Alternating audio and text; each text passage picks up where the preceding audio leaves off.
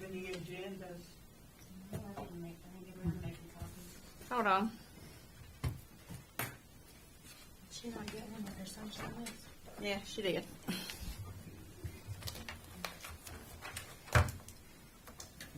There you go.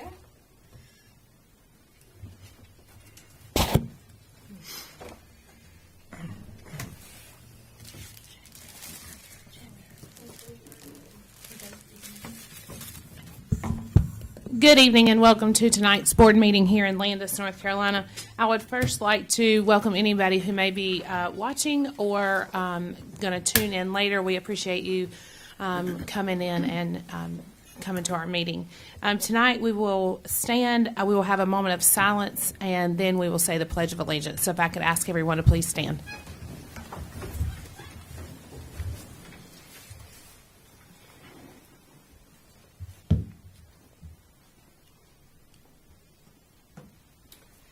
I pledge allegiance to the flag of the United States of America and to the republic for which it stands, one nation, under God, indivisible, with liberty and justice for all. All right, at this time, do I have a motion to adopt the agenda? So moved, Mayor. Second. Any discussion? All those in favor? Aye. At this time, we will have citizen comments. Miss Nadine Cherry.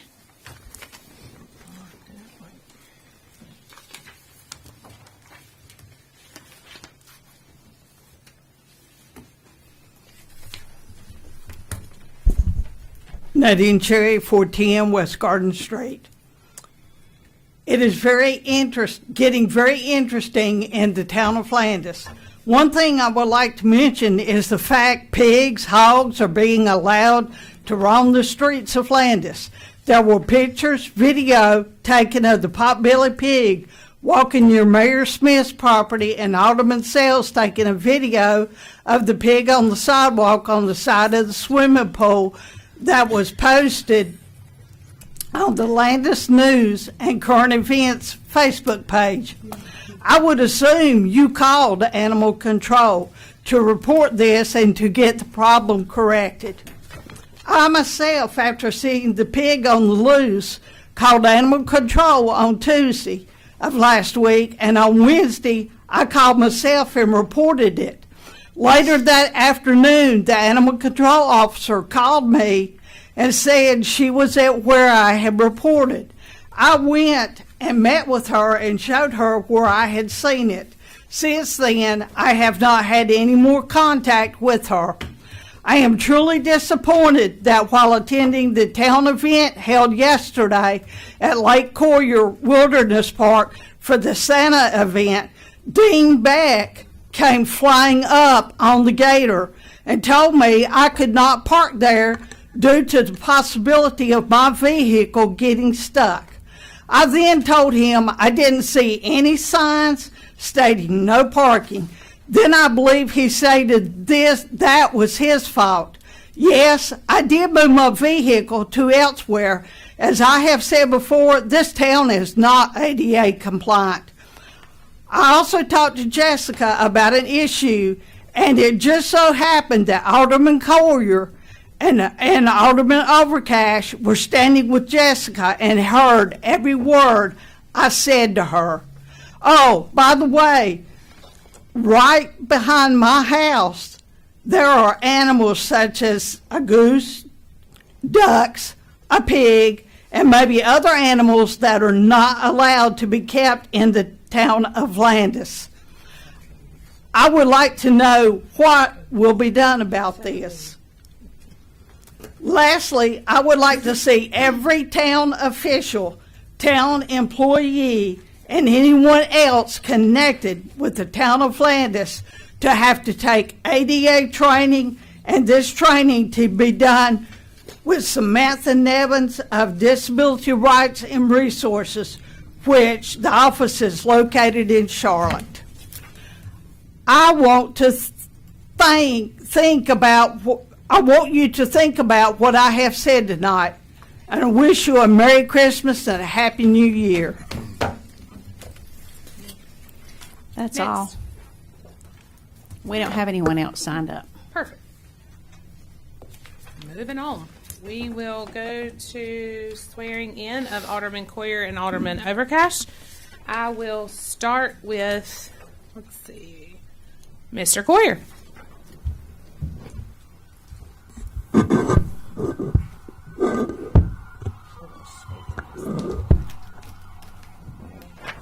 If you will please place your right hand on the Bible and repeat after me. I, Tony Coyer, do solemnly and sincerely swear that I will support the Constitution and laws of the United States, I, Tony B. Coyer, do solemnly and sincerely swear that I will support the Constitution and laws of the United States, that I will be faithful and bear true allegiance to the state of North Carolina, that I will be faithful and bear true allegiance to the state of North Carolina, and to the constitutional powers, authorities which may be established for the government thereof, and to the constitutional powers and authorities which are or may be established for the government thereof, that I will endeavor to support, maintain, and defend the constitutional and laws of said state, that I will endeavor to support, maintain, and defend the Constitution and laws of said state, not inconsistent with the Constitution of the United States, not inconsistent with the Constitution of the United States, to the best of my knowledge and ability, to the best of my knowledge and ability, and that I will faithfully discharge the duties of my office as Alderman. and I will faithfully discharge the duties of my office as Alderman, So help me God. so help me God. Congratulations. Thank you, sir. If you will sign here, I will be back to sign. You want to walk up here just because this mic's here, or I can come over here.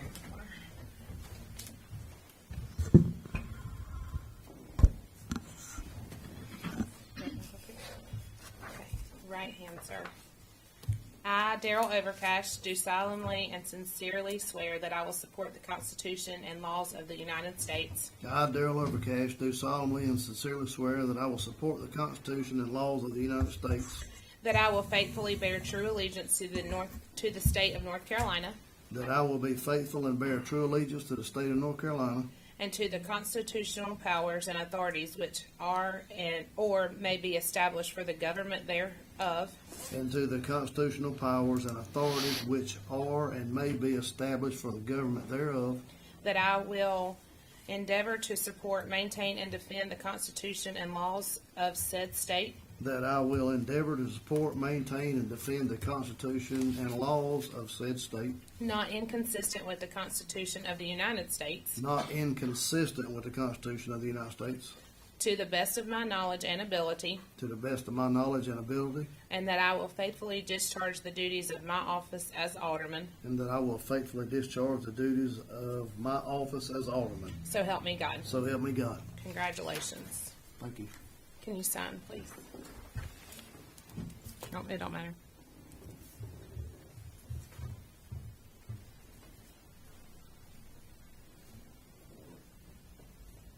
Thank you, sir.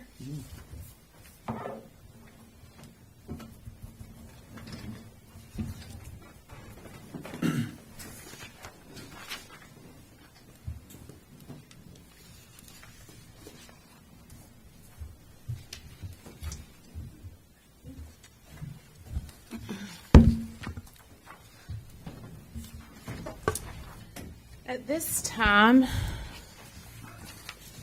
we will move to the election of Mayor Pro Tem.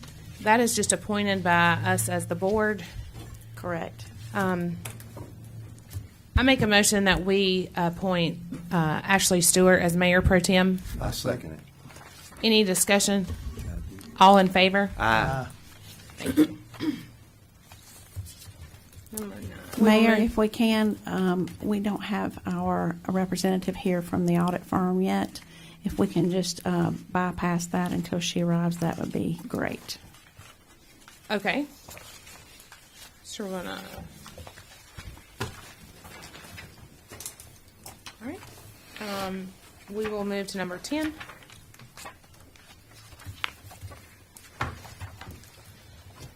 Sorry, I don't have any more room in my book. So I've We're got. gonna get you a new book for January.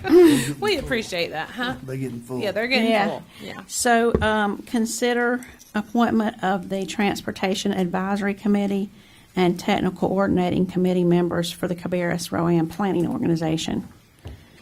And these are memberships for the MPO, and we need to elect those each year. The TAC members are elected officials, and the TCC members are typically staff members. Currently, we have Mayor Smith and Alderman Stewart as TAC representatives, and I would ask that you consider reappointing those two to serve on that committee. And previously, Ron Miller was our TAC member, and I would ask that you consider appointing Joe Halliburton and Brian Brown as our alternate. Right. Mayor, I would move that we leave the TCC members as is, you and TAC, I'm sorry, yeah, TAC. You as a representative and Alderman Stewart as alternate. I second that. Okay, any discussion? All those in favor? Aye. All right. And then can we consider our TAC members as Joe Halliburton and Brian Brown as our alternate? All right, I make a motion that we appoint Joe Halliburton and Joe Brown as the TC. Brian Brown. Oh, I'm sorry, Brian Brown. I As second the it. TCCs for this committee. I second it. Any discussion? All those in favor? Aye. Thank you. I think we can move to number 9. Yes.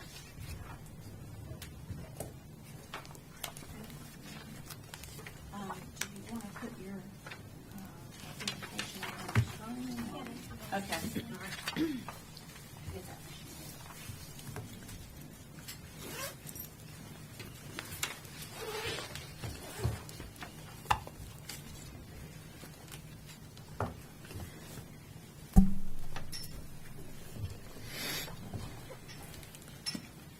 feel like I just had to.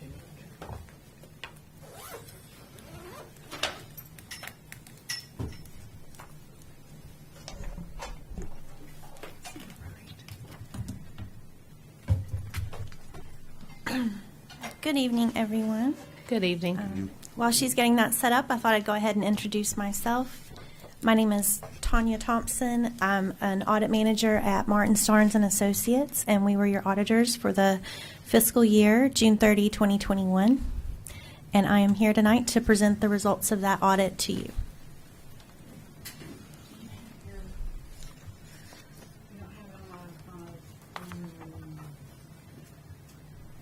That's okay. I can proceed without it if you want. Are you sure? Yeah. Okay.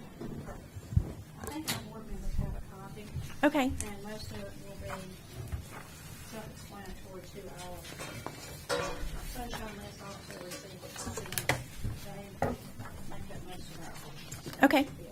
Awesome. I'm so sorry. No problem. So everyone, you should have a copy of the presentation that I'm going to go through tonight if you want to follow along.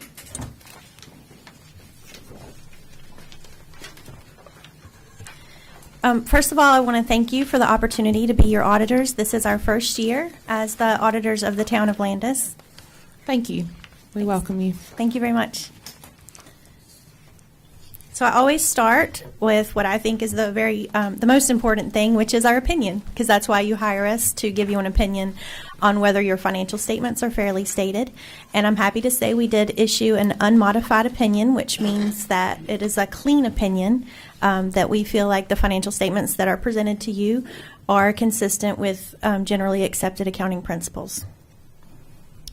I do want to say that we had some challenges during the audit, but I'm very thankful to Diane and Amber and Janine, and I don't want to miss anyone, but Pam, for their assistance. The cooperation level was excellent.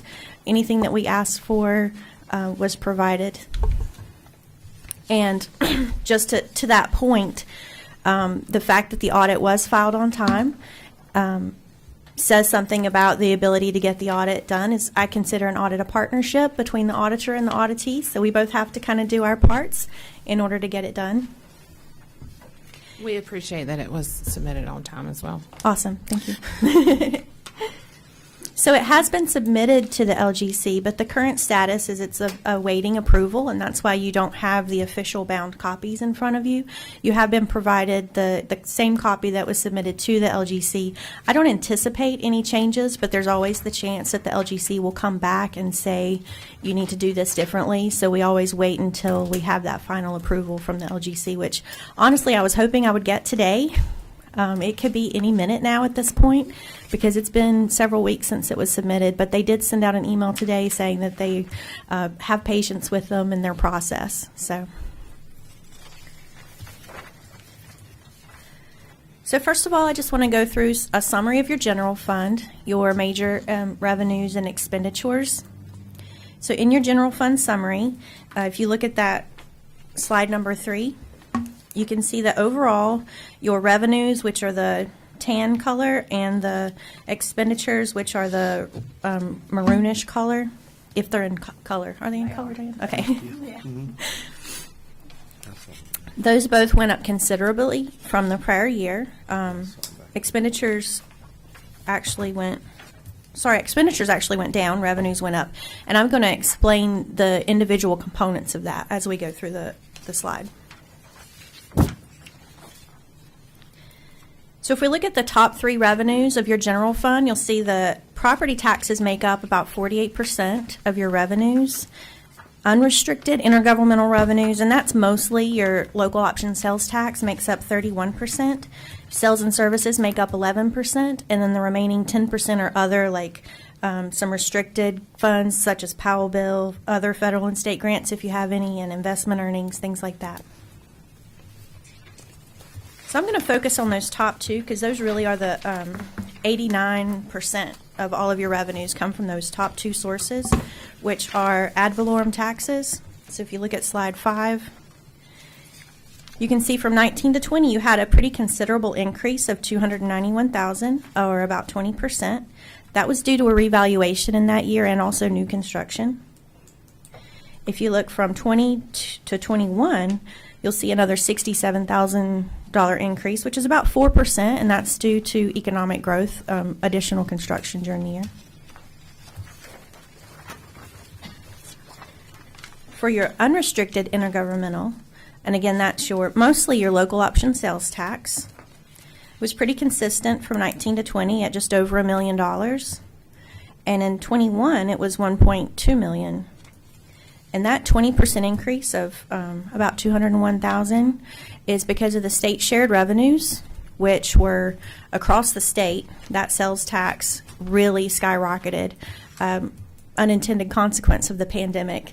People staying at home, spending money in their home area instead of traveling out of state, and also stimulus money that they received and spending that in their areas.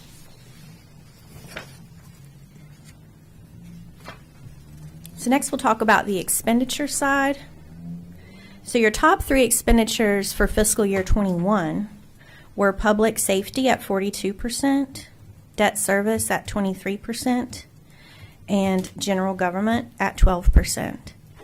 I've included transportation as well. It was only 10% during FY21, but if you look at previous fiscal years, it is historically one of your top 3 expenditures. That other category of 13% is made up of environmental protection, culture, recreation, things like that.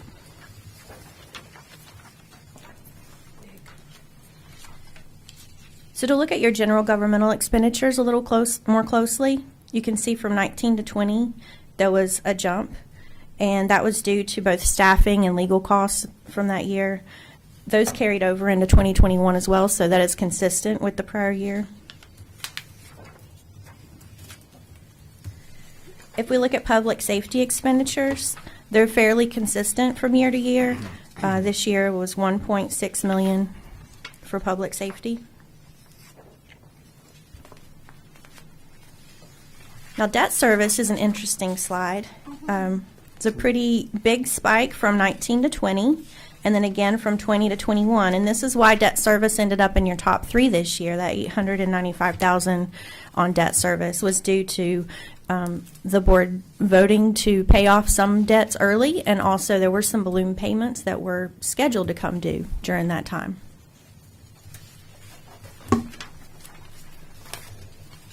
And I've included transportation, even though it's not top three. I guess it's top four, because consistently it is in your top three, basically because of Powell bill projects.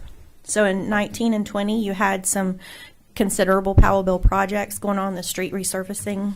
You didn't have those in 21, although there were plans.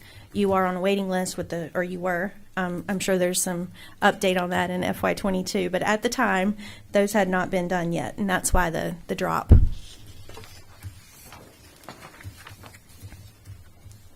right, so next I want to touch on one of the most important concepts in local government finance is fund balance. It's a measure of what you have available to you to spend on the programs that you need to spend it on. So if we look at this graph, you can see from 19 to 20, you increased your fund balance some. And then from 20 to 21, from just under $2 million to $2.4 million. So $485,000 increase in fund balance in FY21.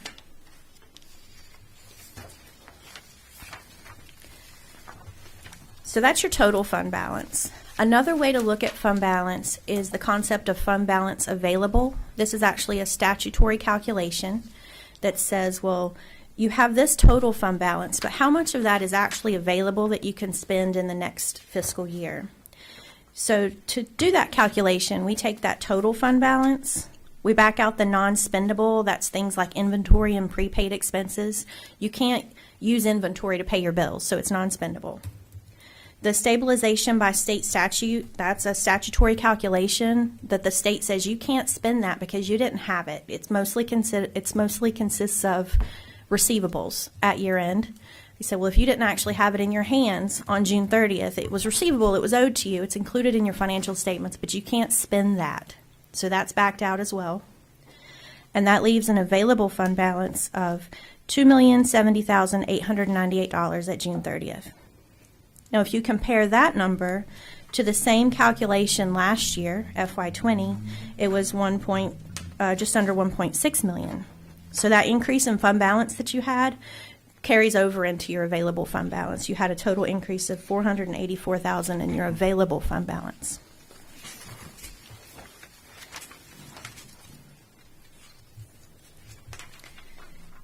So this next slide, the LGC has made a lot of changes this year. One of those changes is they've actually changed how they look at fund balance available.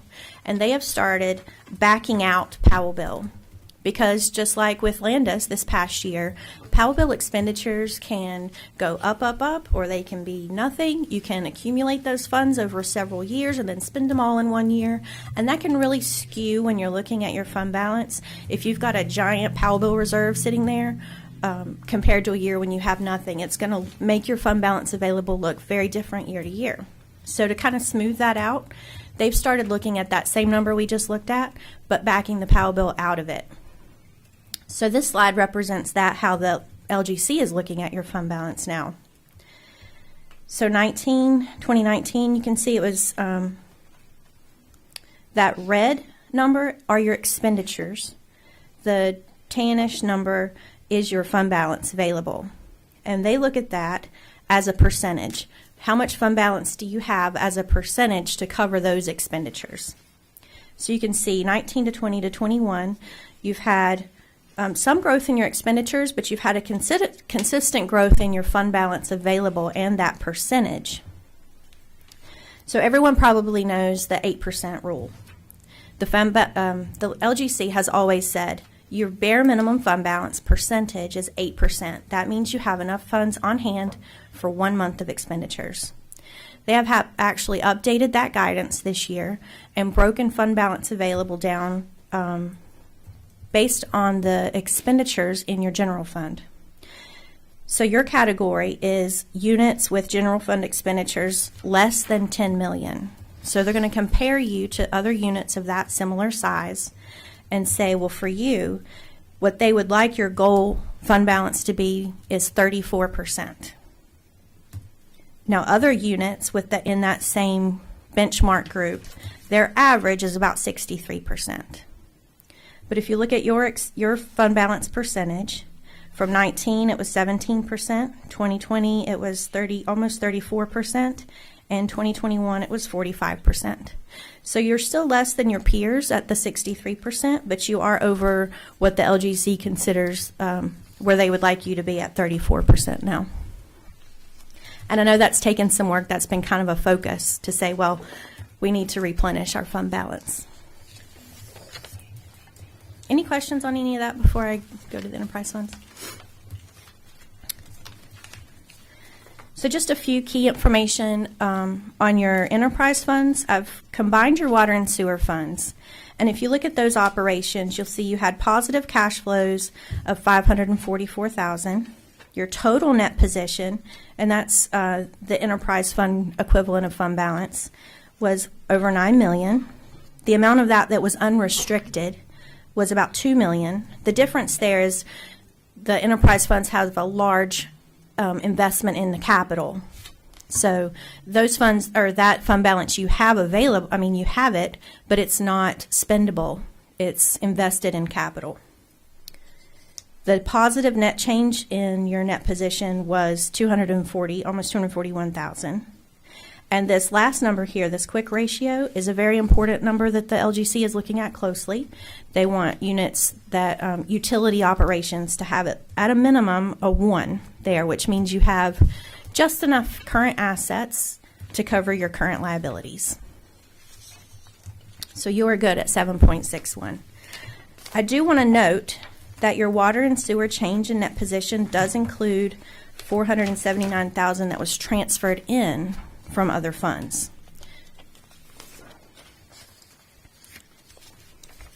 If we look at the electric fund had cash flows from operations of just over $1 million, the total net position of $4.4 million, and the unrestricted portion of that net position at just under $2 million. The change in net position from last year was $403,000, and the quick ratio for the electric fund is right at 6. So again, well above that 1. The electric fund change in net position includes $928,000 transferred out to other funds. So the rebates that were received, the one-time, well, not really one-time, but unusual rebates that were received in the electric fund were available to help the water and sewer and general funds this year.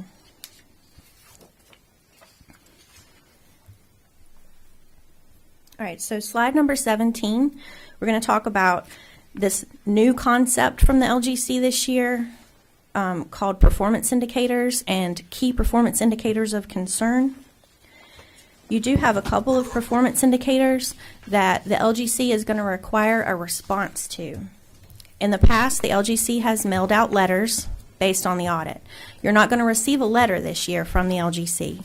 They want us to tell you that you are responsible for drafting a letter and sending it to them without them telling you first. So the things that you're going to have to address in that letter to the LGC, there was one material weakness noted in your financial statements. And if you remember at the beginning of the presentation, I said we did have some challenges. The material weakness was due to some significant audit adjustments that were made.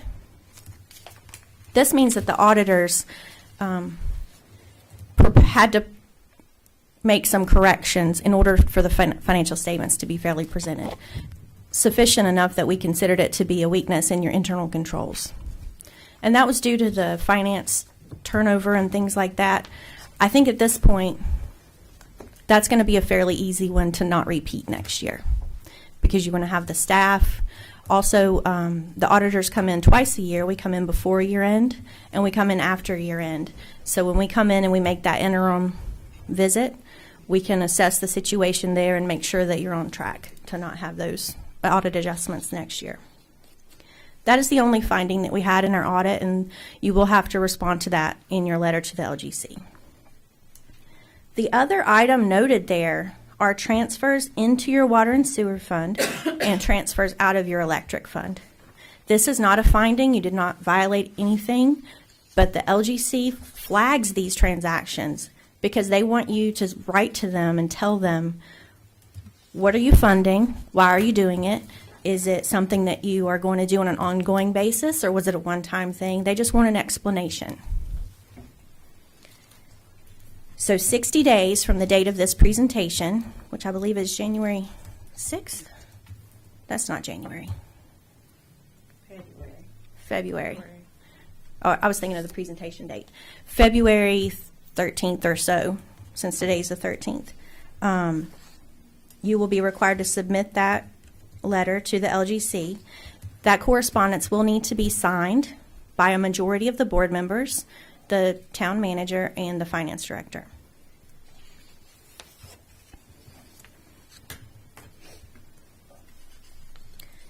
So my last slide, there's some other performance indicators that the LGC is collecting. And I wanted to end on a positive note. So the positive, the green flags that you had in the information that we submitted to the LGC, your fund balance available percentage, as we discussed, your quick ratios and your enterprise funds, the fact that the audit was submitted on time, and that you have a stable property tax valuation and collection percentage were all green flags. If any of those had not been the way they were, they would have been red flags, and it would have been added to the red flag list.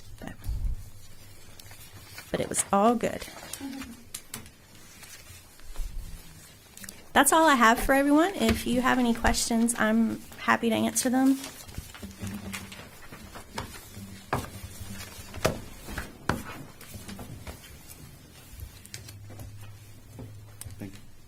Thank you very much. Thank you. Any question, board? No. That's,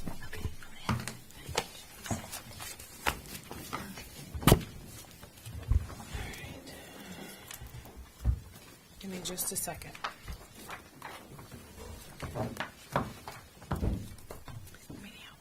No, I just needed to get my stuff in. No, I just didn't know if you wanted me to Oh, start the no. next one. Okay. Okay, number 11, we will move to consider the lot of the corner of Old Betty Ford and Dial Street. So, last month, you approved the upset bid process for an offer to purchase a vacant wooded lot on the corner of Old Betty Ford Road and Dial Street. The lot is a former DC land parcel and consists of 0.53 acres and is zoned SFR2. The parcel is further identified as PIN number 133A100 in the Rowan County Tax Registry. There were no upset bids received. Please consider approving the attached resolution for the sale of property described above to Barbara Jean Watkins. I will say to you that we originally received this request from Chad White, and he is actually representing Ms. Watkins. He is her son-in-law, so he just asked, as we approve this process, that we go ahead and put all of that in her name. But the original bid and everything that went with it was with the intent of it being for her. All right, do I have a motion? Mayor and Board, I move that we consider the finalization of the sale of this lot with the PIN number 133A100. I second it. Any discussion? All in favor? And just to note, that money will go toward Passive Park, correct? That is correct. Yeah. All right, we will move to number 12. Number 12 is consider a request from Lennar Carolinas LLC to waive the waiting period for submitting a request for change in zoning. So this actually, you have in your packet a memo from Rick Flo, and it basically goes through and explains that lots of times our ordinance actually calls for us to have a 4-month waiting period after we have someone submit a zoning request. That is designed to allow everyone involved to have a cooling off period. and sometimes those situations can become very heated, and it just allows everyone an opportunity to go back and reset. Obviously, we did not have that situation with Lennar Homes, and Lennar, with the support of the current homeowner, or with the current property owners, Castle and Cook, came to us, or Atlantic American Properties came to us and asked if we would consider waiving that waiting period. So before you have a request to consider waiving that waiting period, and that will just allow Lennar to come to you in the upcoming months without having to wait 4 months if they choose to do so, with a new request for a zoning change. I do think tonight that we have Mr. Overcash, Alderman Overcash, is going to recuse himself. He has a conflict of interest and can speak to that if anyone has any questions. All right, at this time, Board, do you have any questions? No. All right, do I have a motion? Mayor and Board, I move we evaluate this amendment for waiver recommendation for Lennar Carolinas on behalf of American Atlantic Properties, Inc. I second it. All right, I'll go around the room. Mr. Stewart? Yes, I would vote for the recommendation of waiving the cool-off 4-month waiting period. Okay, Mr. Arcoyer? I approve it. Ms. Sales? No, I'm against it. All right, so we have 2-1. 2-1, so that will pass. Motion passes. Moses Passion, yes. All right, we'll move to 13, which is to consider the consent agenda. So the consent agenda tonight consists of a report on surplus property, which we talked about last month. Some of those items have settled, and you have a list there of those that have closed. I would also ask that you consider a change for holiday observance.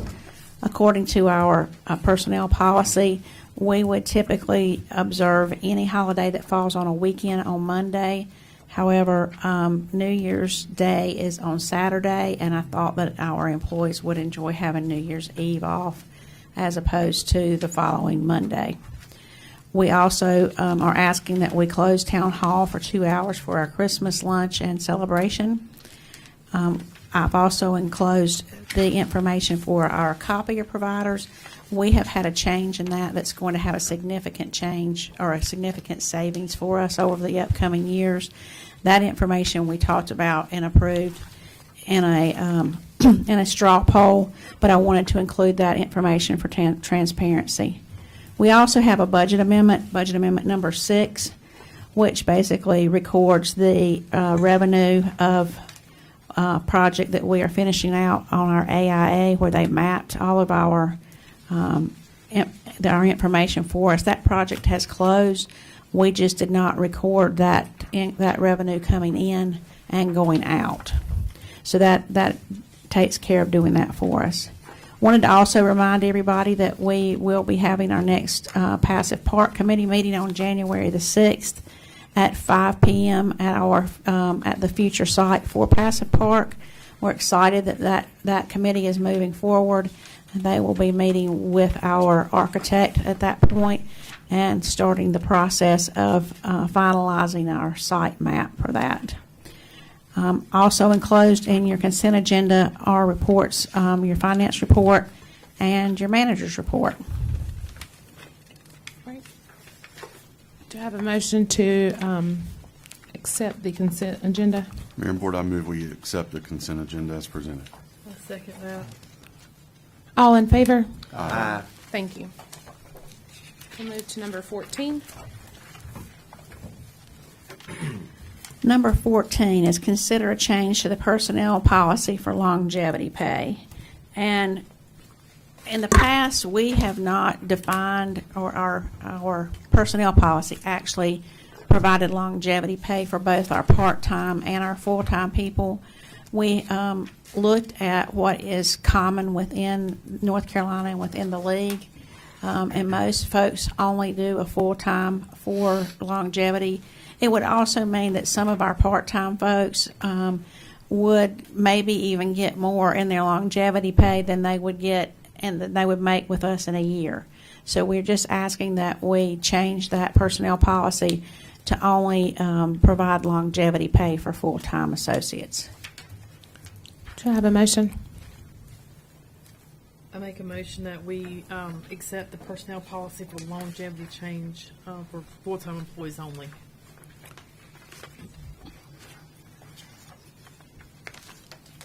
You have a question? I do. Okay. Before we take a vote on this, is this above and beyond cost of living adjustments? Yes, it is. Thank you. No further questions. Do I have a second? Second. All those in favor? Aye. Any opposed? Okay, we will move to number 15. Number 15 is consider awarding longevity pay for the year. Each year, this comes to you at this time of year, and it is typically something that you decide based on how we are doing financially, how you think our employees are doing, and then you make a decision as to whether each year you would like to award longevity pay or not. It is an annual thing that is not typically included at budget time, but is supposed to be brought to you at this time of year for approval. So I looked at that and would like to make an argument that we approve that this year. As you are all aware, inflation has increased substantially in the past 6 months. I will also argue that overall our employees are working hard and doing a lot to improve the town. The total cost to cover longevity pay for full-time employees this year in all departments is $17,100. I've checked our budget and we can cover that cost of longevity with our current salary line items. So won't be bringing to you a budget amendment to cover longevity. With your approval, we will run 2 payrolls to be paid on December the 17th so that they see exactly what their longevity provides to them instead of merging it in with their regular paycheck. And then we would just ask that you consider approving that longevity pay. Any questions? No. Do I have a motion? I Oh, will say thank you for running 2 payrolls for that. You're I get welcome. longevity and I don't see the difference, so. Sure. do I have a motion? Mayor and Board, I move that we award longevity pay for the year. I second. All those in favor? Aye. We will move to 16. Number 16 is consider acceptance of funds and transfer of property at bridge number 248 over Grants Creek on Kimball Road. So they are going to be closing Kimball Road in that area and replacing that bridge, and I think it's going to include widening that bridge. We own property there that's part of it's part of an easement, and so they would like to purchase that from us. It's not really something that we necessarily have a choice on. We could choose not to do it, but then they could condemn it. So they're going to take that the state will take that property to do this project. It's just a matter of whether we're willing to accept what they offer us to start with or whether it gets drawn out and goes through a longer process. So they have reached out to us and asked if we would be willing to accept $974 for the property that they need to expand that bridge. It's really a small portion, and there's a map there that shows you what they'll be taking over.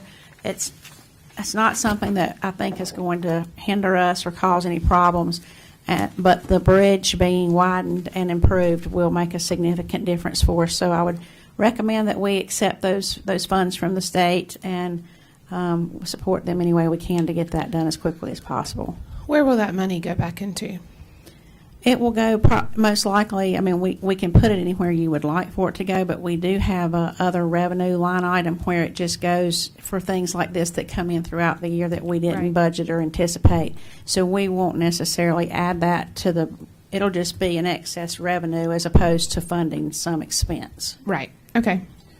So we don't own property on the other side. We just own it on one side there at Lake Courier, right? Am I thinking right? I'm gonna be honest with you, I don't know if we own on both sides or not. I think we only own on one side because that's where we have electrical and some other infrastructure. They have been working with Joe to make sure that what they're gonna pay to move all that. So anything that's impacted that we have there from an infrastructure perspective, they will take care of moving at their expense. So that's a big deal for us because it could be substantial if we had to pay for that.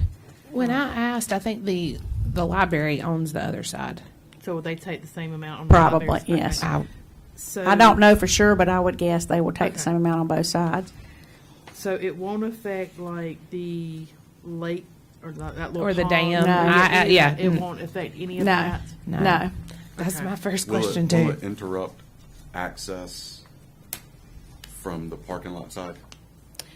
If you are Where the coming, ball fields are? yes, it will interrupt during construction travel through Kimball Road. You'll be able But to. as far as folks that are parking in the parking lot by the soccer fields, will they still be able to park there and walk to Yes. to the park Yes, as they do now? if they can drive there, it's going to depend Certainly on it's what gonna interrupt- direction they're coming It's going from. to disrupt traffic on Yeah. Kimball, but they could still park there if they were from. For coming from the other side, yes. Coming from the top of Patterson Street, they should be able to come down Kimball, Yes. but not from Main to Kimball. Right. So do we know when this project's gonna start? I do not know exactly. I think it is supposed to, and this is a pure guess, but I think Joe was indicating that they were looking to start in 2022, and my guess would be at the end of the first quarter. It's like street paved, it ain't never gonna start. Exactly. It's fixing to start in Landis. I heard the number 974 is $975, so be it. Oh, okay. All right, okay. Sorry. Yeah, it's 975. I'm sorry. 975. Typo on my part. I'm No, sorry. you got 974 on your paper? I do have Okay. 974 Mine on says the 975. No, what does it say on that pull-out sheet when you pullout sheet says 975. Okay, okay, I okay. did it incorrectly. I apologize. No, that's fine. I don't know where I got 974. but- It's a typo. It's just It that is slip. a typo, or I Okay, think do it's I have a motion to consider I make a acceptance? motion we do that. Okay, I'll second. Move on with it. any further discussion? That's Mr. Lofty to negotiate. All in favor? All right. All right, we'll move to 17. Item number 17 is consider an ordinance to demolish and remove the dwelling at 306 East Ridge Avenue. Our code enforcement, our code administrator, John Gaines, has been working, I think, for over a year now on this to take care of this situation. This is a burned out structure that needs to be demolished. We've gone through the process of trying to work with the owners and have them take care of it, unsuccessfully, unfortunately. But we are to a point now that we would bring it to you and ask for approval to demolish it. That will come at a cost to us that will then result in a lien being placed on the property. We don't have bids yet.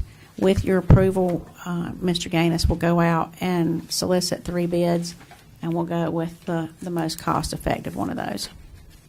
Are there any questions on that? Any questions at this time? Do I have a motion?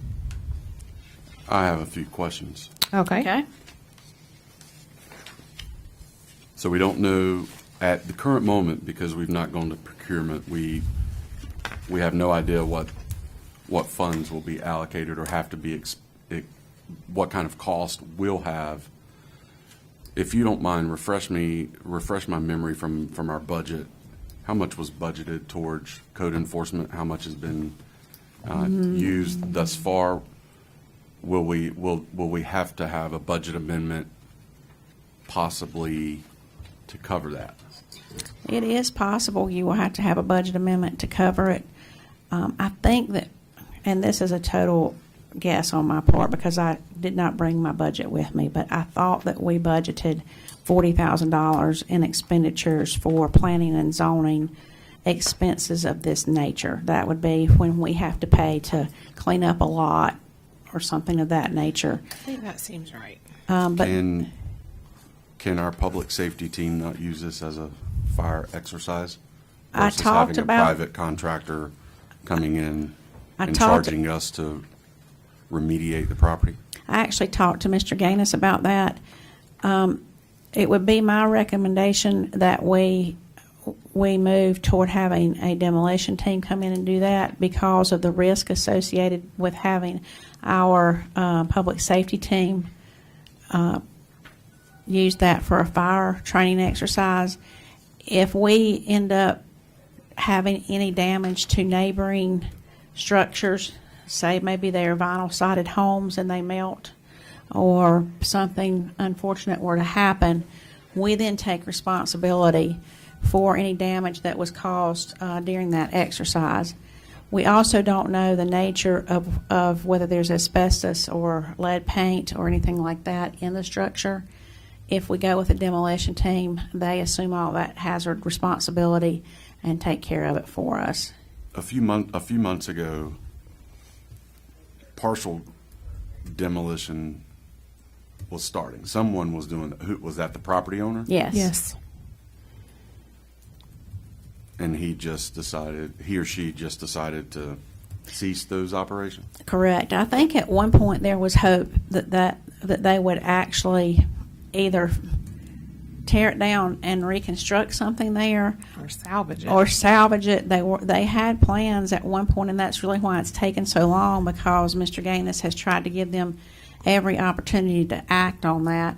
They showed some progress at one point, and so that delayed needing to come to you for a demolition request.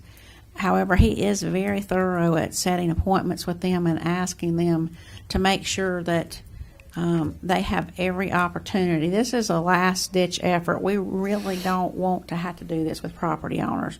We're not in the business of improving properties or wanting to put tax liens on our citizens. But neither is it fair to those neighbors to have to live in that situation for an extended period of time either. And we have exhausted all possibilities with the current owners at this time. This may be a council question, but eventually this may be a council question. Do we know if he's delinquent on his property taxes? Or is there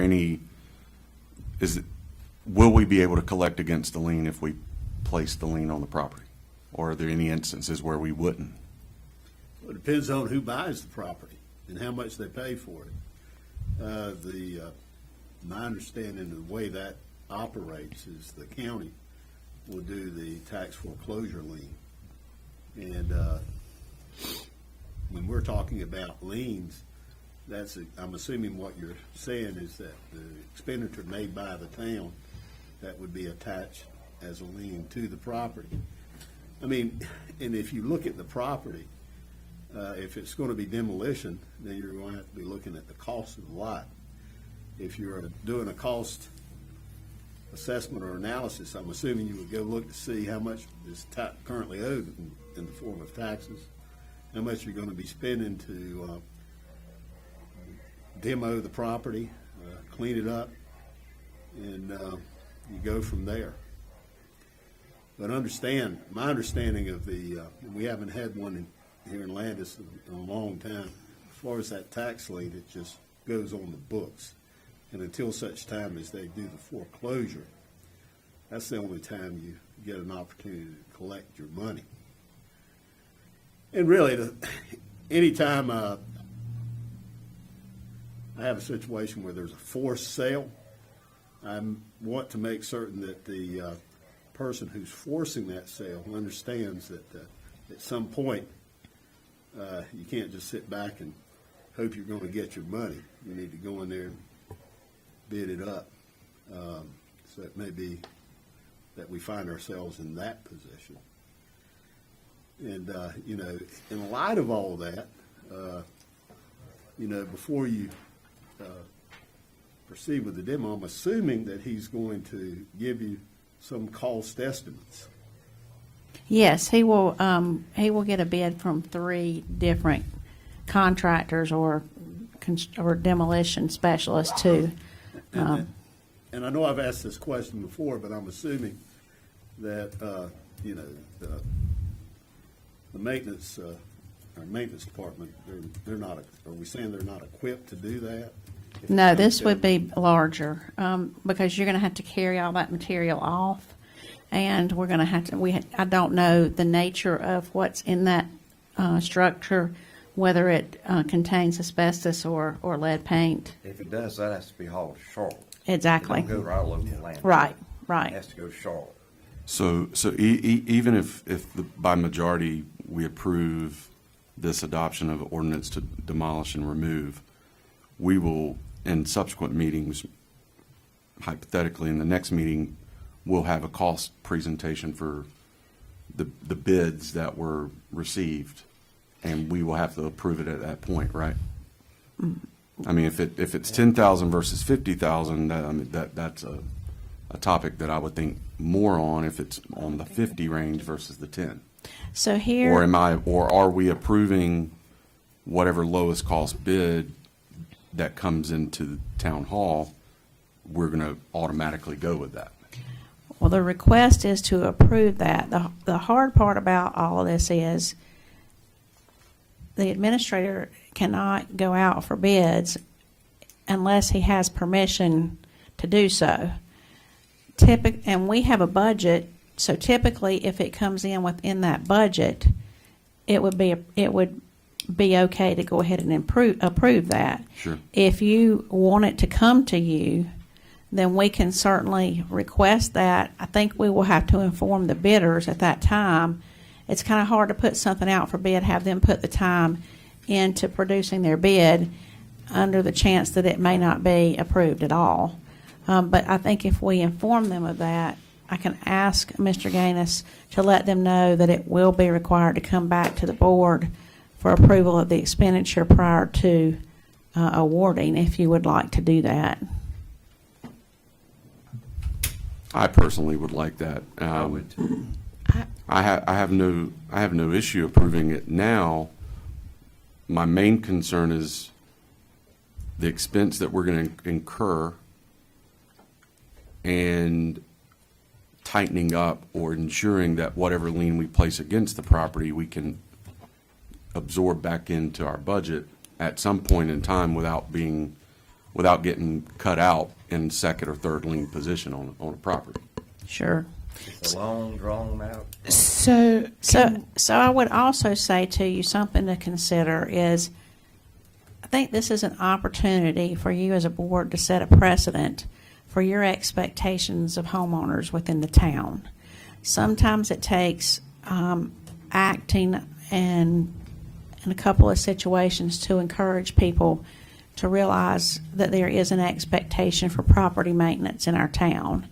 This provides you with that opportunity to do that.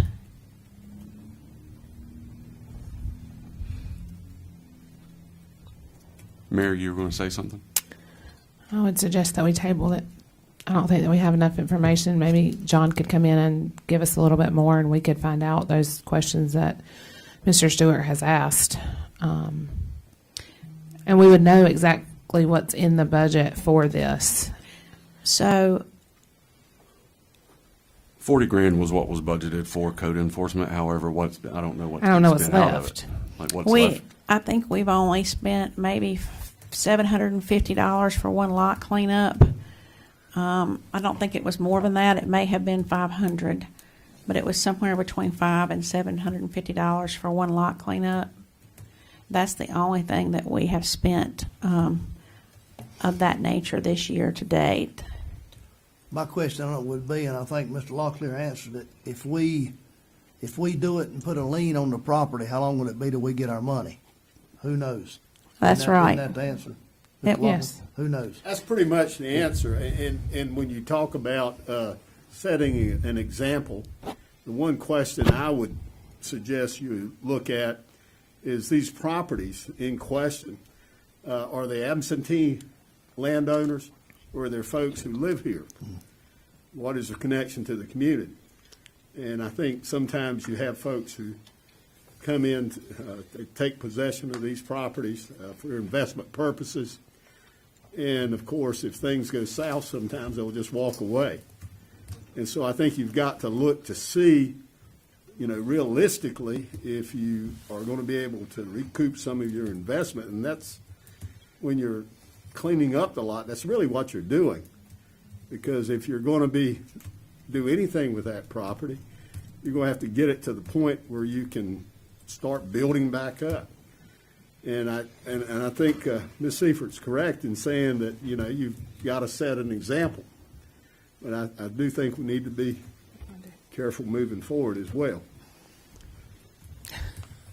And I think the example she's talking about is that folks will know when you come in, and if you start allowing a property to begin deteriorating, that Landis will move quickly in the future to make sure it doesn't get to the point that it's you're going to have to demolish it in order to start back. Is the people that own this property, do they live in town? Do they live in that house? Or? They don't live in the house. No, well, you can't live You in the can't house. live in the house. Right by I the said, lookout. did they live in that house? Yes. No, their They did. parents did. Yeah. Did they live there too at the time of the fire? I will be honest with you, I don't know. Well, there's now a Cornelius address.